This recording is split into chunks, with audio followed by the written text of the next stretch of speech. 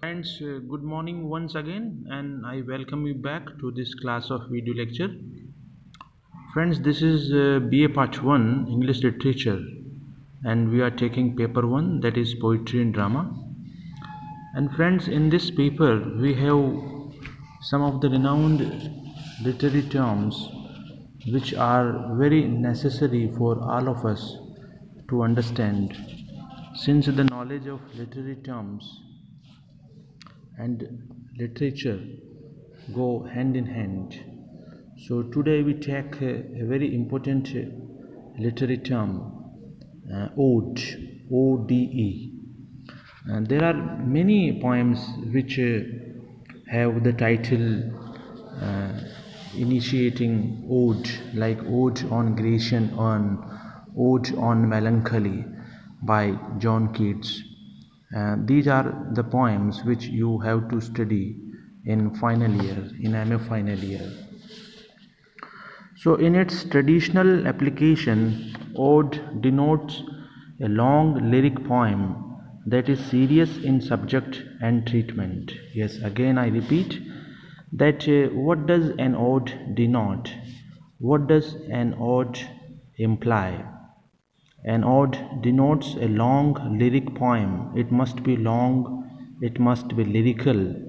A long lyric poem that is serious in subject and treatment, elevated in style, and elaborate in its stanzic structure. Norman Maclean said that the term now calls to mind a lyric which is massive, public in its proclamations, and Pindaric in its classical prototype. I unquote.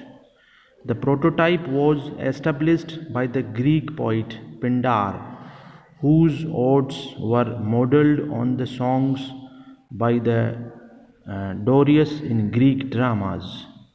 His complex stanzas were patterned in sets of three, moving in a dance rhythm to the left.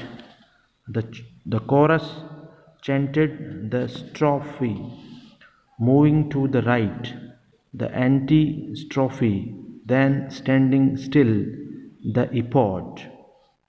The regular or Pindaric ode in English is a close imitation of Pindar's form, with all the strophes and antistrophes written in one stanza pattern, and all the epodes in another.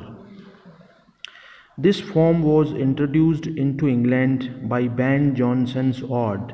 This is important, friends, that it is Ben Jonson who introduces the practice of ode, and it was Ben Jonson's ode to the immortal memory and friendship of that noble pair, Sir Lucius Carey and Sir H. Morrison.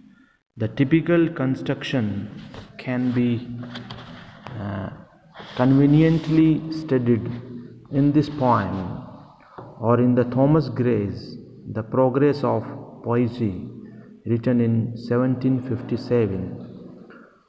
The elegy written by Gray, the elegy written in a country churchyard, is a very famous poem which you have to study in BA Part 2 as one of the precursors of Romanticism.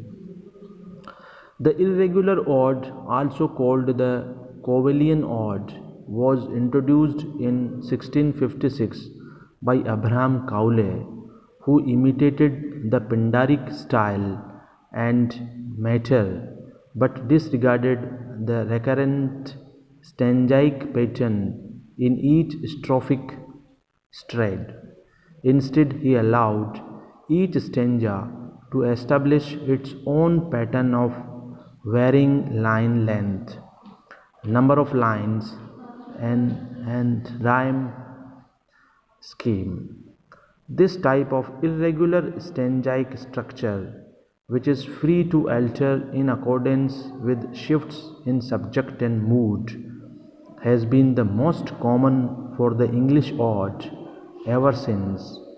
Here it is worth mentioning Wordsworth's Ode Intimations of Immortality, written in 1807, is representative. So the odes are very famous. The practice and convention of odes has always been followed in British poetry since it was initiated by the Greek writers and poets.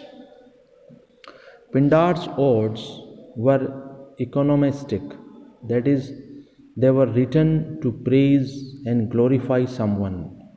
In the instance of Pindar, the ode celebrated a victorious athlete in the Olympic Games.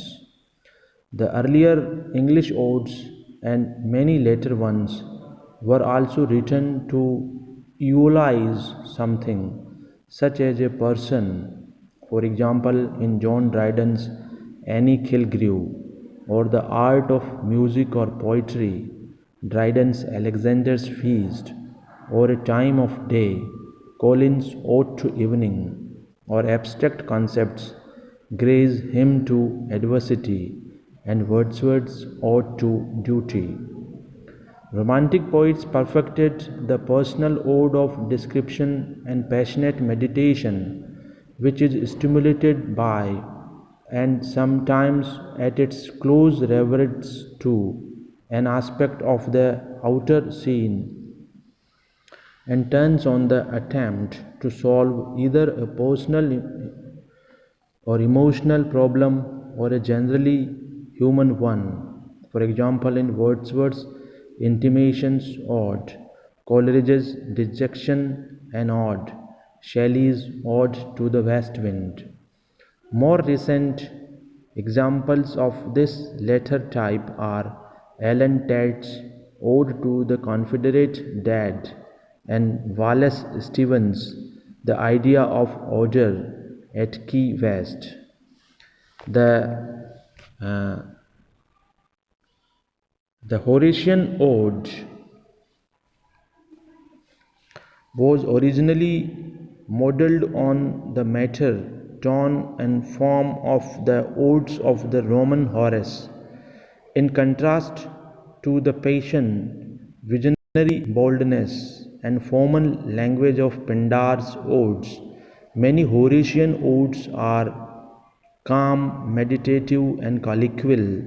They are the usual homostrophic, that is, written in a single repeated stanza form and shorter than the Pindaric ode.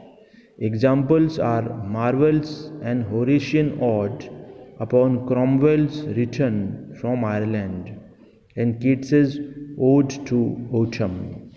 So, friends, this is a very brief outline of the literary term ode, which I have tried to present before you.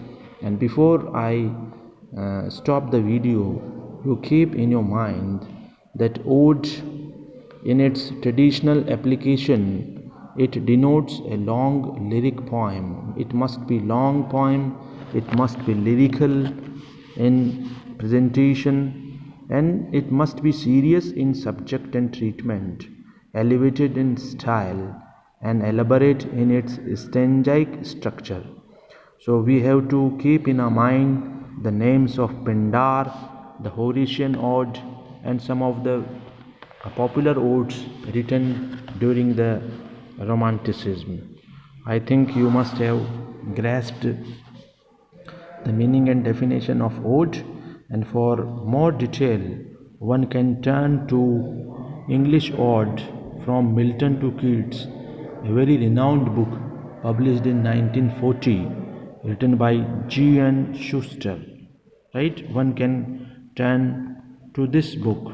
Again I repeat the name of the book, The English Ode from Milton to Keats, published in 1940 by G.N. Schuster. Thank you, friends. Thank you very much.